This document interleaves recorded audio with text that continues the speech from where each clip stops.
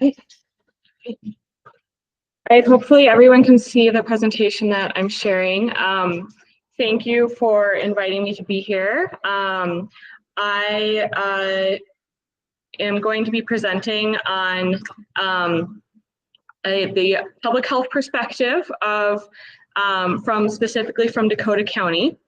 And sort of my tagline that I had is one size doesn't fit all, because as I'll share, we have sort of some mixed approaches depending on the situation. I wanted to start off just by giving some background information. So as Gail mentioned, I work in Dakota County Public Health and in the Environmental Health Program as the Environmental Health Program Coordinator. And we have our Environmental Health Program broadly focuses on sort of what could be considered healthy homes topics. So that includes some of the things I've listed here, radon and lead being, things that generally come to mind. And then we also have a lot of just general inquiries we've got from residents. Also, concerns and complaints that come into us. I'm going to go into more depth about this area of public health nuisances. Some of you may be familiar with that already through your work. And then the two items at the bottom there are sort of niche things that we have to deal with because of some county ordinances. So I won't go into that, but that just kind of provides the overall picture of our program area. And as many of you may also be familiar, so environmental health I think in a lot of public health departments tends to be sort of a regulatory heavy area. It tends to be based on state statutes or local ordinances. And so we try to, there are certain things that we have to follow based on ordinance, have to encompass within our program, but we very much try to take somewhat of a more holistic approach and not just be the regulatory body within public health. So I'm going to talk about that a little bit more. So from all of these topics, I'm going to narrow in a little bit on public health nuisances, because this is the area that is often sort of associated with addressing hoarding situations, particularly from a public health lens, but it has some serious limitations. So public health nuisance, what is this? So there's a state statute in place, this specifically Minnesota state statute, and part of state statute that outlines what the powers and duties of a community health board are. And a community health board essentially just means a local public health department. So that could be a county or a city that has a public health department. But under state statute, that a community health board is given the power for the removal and abatement of this term of public health nuisance. So what is a public health nuisance? It's actually a fairly vague and broad statute. So there is quite a bit of guidance from like the local public health association in Minnesota that has tried to provide a little bit better an idea of what is actually considered within this concept of public health nuisance. But broadly, it's sort of any activity that can adversely affect public health. And as you can see here, this definition is from the local public health association. So they say it is a situation in which the presence of substances or unsanitary conditions are likely to foster disease or endanger the health and safety of individuals, neighbors, and the community. So you can see where that could be a very broad definition and provide quite a bit of confusion about what fits under that, how do we implement this? And so they provide some examples, and you can also see just how broadly that spans, hazardous waste all the way to something like open wells. They do include accumulation of like decaying matter, trash, things like that, rodent infestations, insect infestations. So again, just very broad, somewhat vague, and there's quite a bit of discretion in how this gets used. So as I mentioned, so it's an enforcement tool, but what we have found in our practice in Dakota County is that despite this very broad definition and the ability to apply it to a lot of different situations, it is often not the best option for addressing a hoarding situation. So it is, there are some parts of the statute that are quite prescriptive. You, at a maximum, if you issue orders under the public health nuisance statute, the maximum compliance period you can allow is 10 days. And as I'm sure we all know from experience, that is a very unrealistic time frame for addressing any type of situation like this. And it very much does not take into account the needs of someone living with hoarding disorder or living in a hoarding situation, because it doesn't center the person in the statute. It very much is about abating a situation. Again, with the sort of how vague the statute can be, you also have within the spectrum of hoarding, there are things that, general clutter or accumulation of items does not necessarily fall under a public health nuisance. So this is something that we have generally kind of stepped away from in terms of the tool, but it is, from a public health perspective, this is sort of our one tool that we have to do in any enforcement. We don't have, at least at the county level, we do not have any sort of like property maintenance codes or anything that would allow us to do any other type of enforcement. So this is our, this provides our toolkit. But again, as I've said, it comes with its limitations, and in many situations, those limitations are pretty extreme. So what do we do? So how have we, kind of what solution have we come up with? So for us, we have developed a collaborative approach, and that has really been the foundation for what we've done in Dakota County. So at its core, we are collaborating among public health, and that's primarily our program in environmental health, although we do sometimes pull in other program areas. So we have a group of community health workers who are a great resource for connecting people to just county resources in general. They also, all of our community health workers speak a second language and have a connection to one of our cultural communities in the county. So particularly depending on the population that we're serving, we may use them as a resource.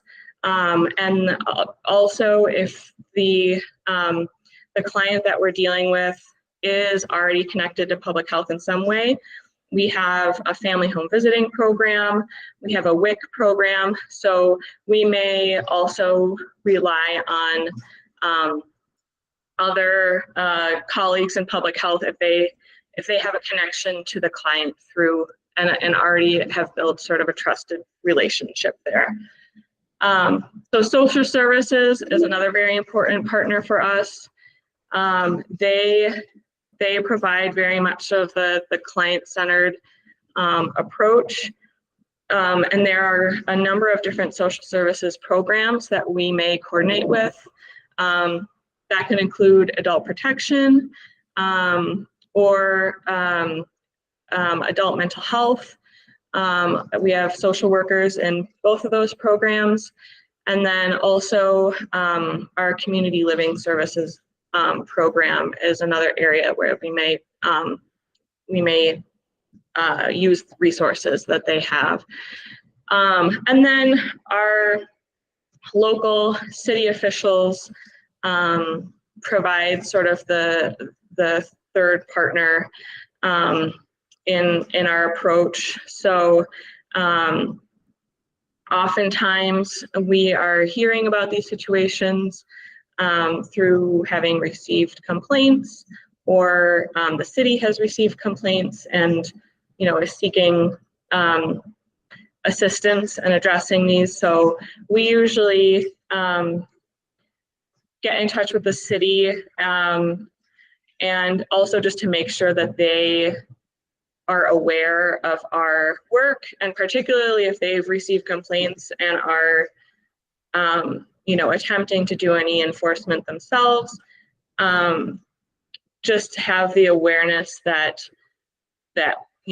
we can provide again this collaborative approach and provide some additional supports for the client. So as I've kind of explained already, each partner provides different areas of expertise and has different resources available. And our key focus is that it has to be part of the collaborative approach, also then has to involve collaborating with the person who is being impacted by hoarding. So really trying to not involve them in the conversation, make them aware of the approach. So I'll step through now kind of what our process generally looks like, and this is a fairly broad overview. I avoided sort of doing really any like a specific example of a specific case, but I am happy to answer and delve into more details if there are any questions. But I just wanted to provide a more broad overview of kind of a general approach that we would take and the key steps and pieces that we're looking at. And then I'm happy to also kind of provide some examples of how these cases might come to us, and again, sort of what some of the tools are that we may be pulling from the various partners. But so our first step generally is, to build some trust with the client. And I use the term client, that's sort of a county-based term. Any person that we're serving through any county service, we consider a client. So that's kind of the terminology I'll use. So we start with building trust, and that can take various forms and be more or less challenging depending on the situation. As I mentioned before, sometimes the client may be someone that we've already had a connection with through another county program. And in that case, they may have already built up a relationship with someone in the county. So that may be a way for us to make a connection there. Otherwise, this piece can take quite a bit of time. Sometimes it is even just the challenge of making any contact at all with someone, trying to get them to come to the door or answer a phone call. So it can take a while to build, to have this piece in place. And, there are times where we're not able to make contact. We're not able to have that person's, share any of their experience or even have a conversation. And usually we step back and stop for a while, and we will, reapproach at a later day. So there's, really an attempt to be able to have a flexible timeline when it comes to this. That can, of course, vary a little bit depending on some of the issues that we may see in these situations. But in general, we try to be as patient as we can. So then there's a piece of assessing the client. This is primarily a role of social services.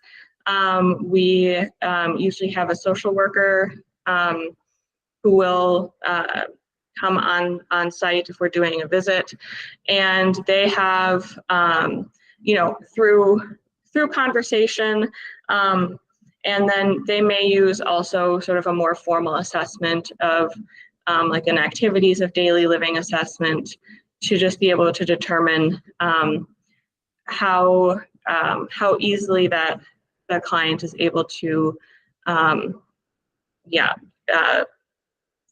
achieve all their daily living activities.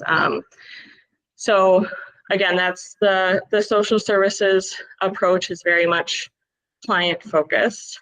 And then the assessment of the dwelling, that is usually our piece within environmental health. And so our focus tends to be much more on the physical space. And we have some assessments that we may use based on sort of healthy homes or public health nuisance standards. And it's really just to sort of establish a baseline or get an idea of what the situation is. And generally, when we are doing assessment, we're very much looking for what are the potential sort of health and safety concerns that are coming to the forefront. Things like rodent or insect infestations, lack of sanitation, lack of access to water, lack of utilities. So we're trying to,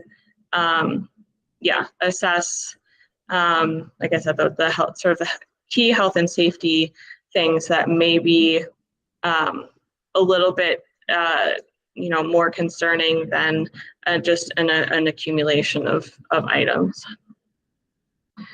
And then moving on, and this is all, again, under the assumption that we have, built and maintained that trust with the client.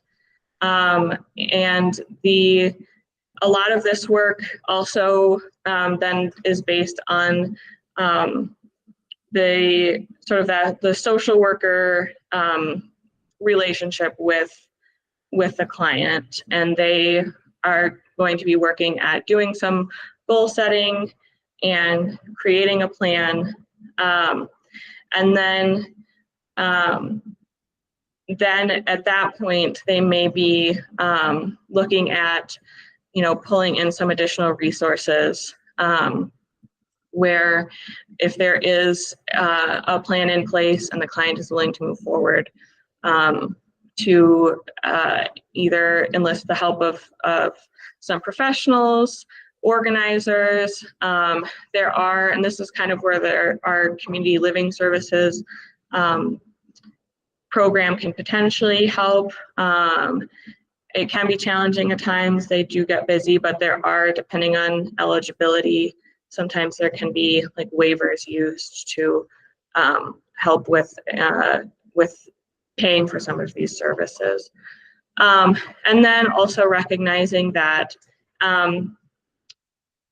this is not going to be sort of an isolated, generally not going to be an isolated interaction, that oftentimes there's the need for ongoing resources and services to help someone be successful and not have a situation where there's clutter and items being sort of brought back into the property.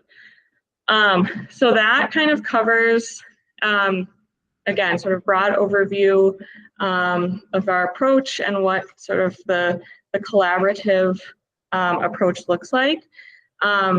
So I wanted to mention just a couple things related to some of the specific programs that we partner with. So again, at the beginning, I mentioned public health nuisances, and that is sort of the tool in our toolkit that we have from a public health perspective.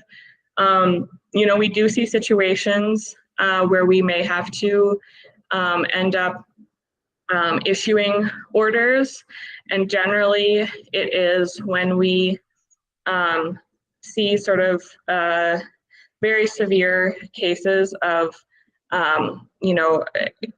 their water being shut off and no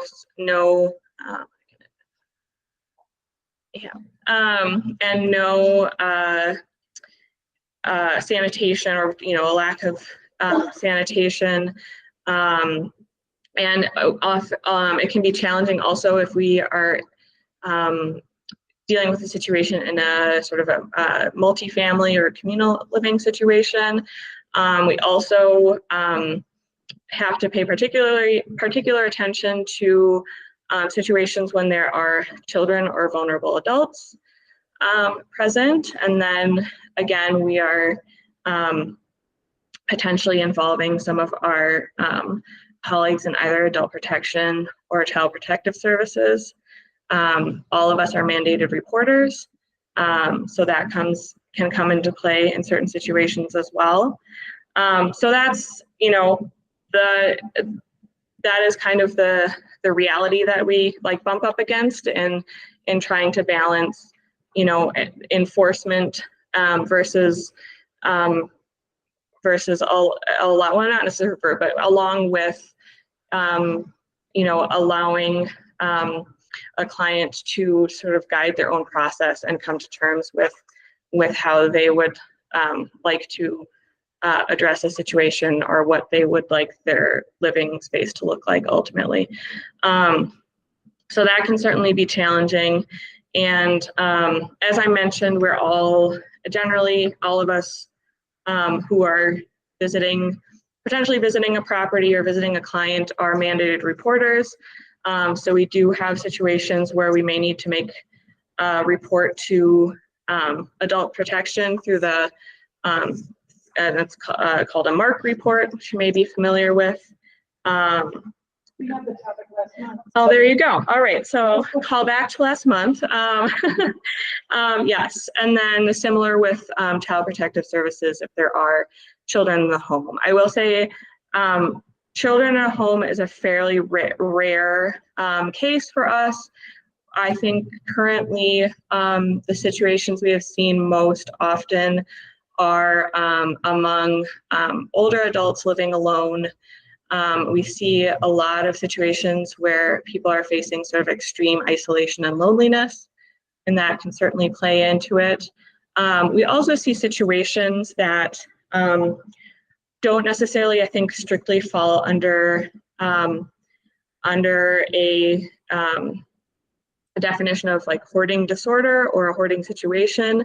Sometimes it is through isolation and living alone, we see a sort of a lack of ability for someone to care for themselves, or mobility issues, and then they are really just not physically able to care for their space. And so that is sometimes where we see situations that become those things that may be more so approaching a public health nuisance, where there are issues with rotting food and potentially rodent insect infestations, or limited access to or no access to a bathroom or toileting facilities. So and that is generally a situation which we are working to provide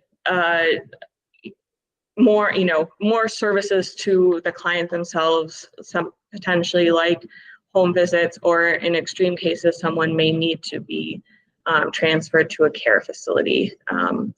We have had cases where someone has been, found in a home and unable to leave a chair or a couch for sometimes days or weeks at a time. And then usually there are many other complex health needs happening in that situation. So those are a little bit more urgent and again, more severe. So I hope that provided sort of a good overview. And I've put my information here. I also have some cards with me here for folks in the room, but I'm happy to, receive communication, inquiries if people have questions about any of this. And again, this is all specific to Dakota County. And I'm happy to take questions at this point as well. So, thank you.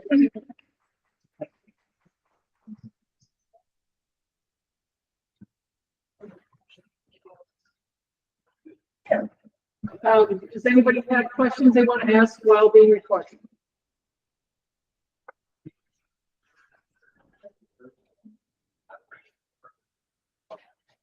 Yeah, it's a third partner. So usually that is someone from the city. So a city official, generally a city. So whatever city we're working in Dakota County, it's mostly in sort of the northern and western area of our county where we have incorporated cities. And so they often have their own ordinances.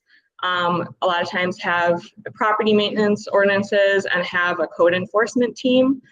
And we will largely try to involve the city mostly so that they're aware of the process that we have, because oftentimes they're some of the first people to have received complaints about these situations. And a lot of times they don't have the resources needed to fully and effectively address it. So they may be kind of running into some of the limits of the resources that they have available. And then, so we try to, again, partner with them and really just keep them involved in the situation so that they're kind of aware of the process as a whole. And there are times when we can use some of the resources that they have available. I often will, go to the city and request information on utilities, see the last time that there was water used, what the, and kind of get some of that basic information. And again, oftentimes they're more aware or have a longer history of awareness of kind of the situation, or have heard more from neighbors and things, and so may be able to provide some more of that information.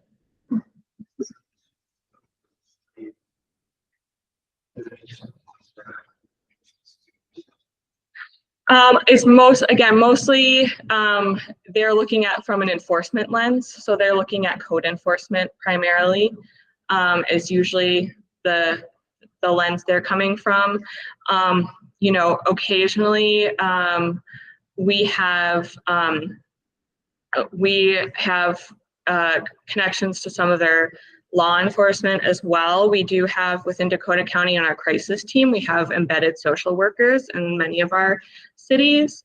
So if we're using a crisis response, occasionally they'll come with law enforcement, but again, we're usually try to minimize that, or usually they're standing on the other side of the, and not making that initial approach. But yeah, if we are engaging our crisis team, sometimes they're, like I said, serving within a law enforcement department in one of our cities. So does your crisis response team have training in reporting? That I'm not sure. That was a question I can certainly take back. And if not, then we should figure out how we could to develop that. Kind of piggyback on that. In relation to the county, when you have inquiries the cost side of utilities or local that are working with you. Mhm. Environments are often neighbors, family members, and bringing these inquiries to the county. Yeah, I'm interested in how we might market or target sure. our education. Yep.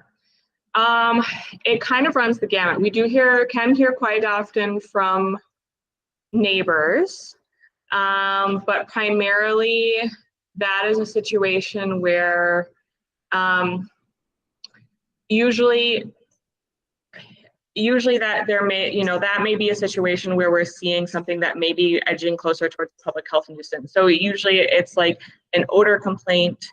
It could be like a pet hoarding situation, something that, makes people aware. Particularly, I should say, in like a single family home situation in a neighborhood. If it's an apartment complex or a multifamily living situation, there potentially a little bit more awareness of that situation.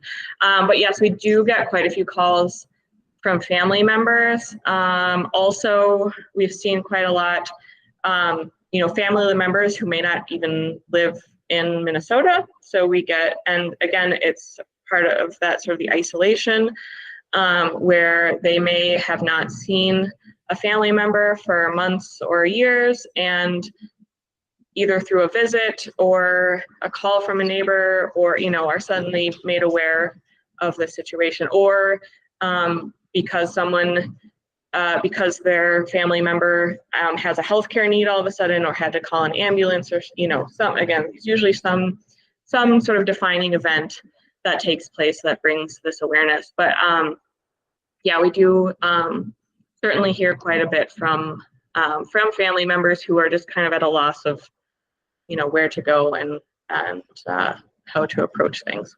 So as a parent, I feel like it sounded like initially said more neighbors than families.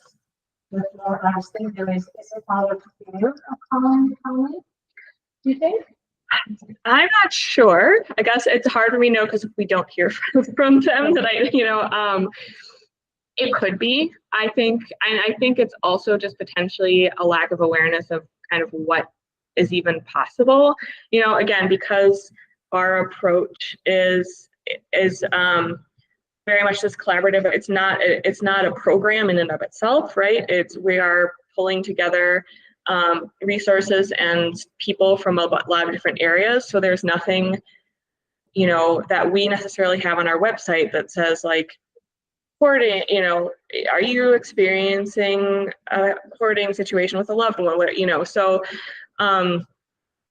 So from that regard, we're also not, haven't created a lot of awareness. So I think it's a lot of different, like I said, sometimes it's the cities because they are getting calls, and I'd say generally, by the time a call gets to us, people have made maybe half a dozen phone calls already and are just trying to figure out, like, what do I do?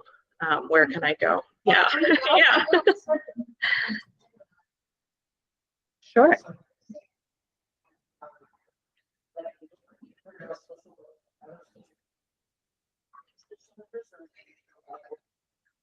No, primarily Dakota County social workers. So yes. Yeah. Yeah, Community Living Services is a program within Dakota County Social Services. Yeah. Yeah, so it's very much sort of within the county. We do have some social workers who are contracted through social services, but those are all for like case management. So they wouldn't be they wouldn't be doing any sort of assessment. They've already been assigned a client and are doing ongoing case management. So if we have social workers that we are addressing this type of situation with, or doing sort of an initial assessment, that's always going to be someone from like adult protection or crisis, and to sort of provide that initial assessment. And then if there were the ability for ongoing services. You know, if someone did end up being eligible for or wanting ongoing case management, then they might be assigned to a social worker who is from one of our contracted services.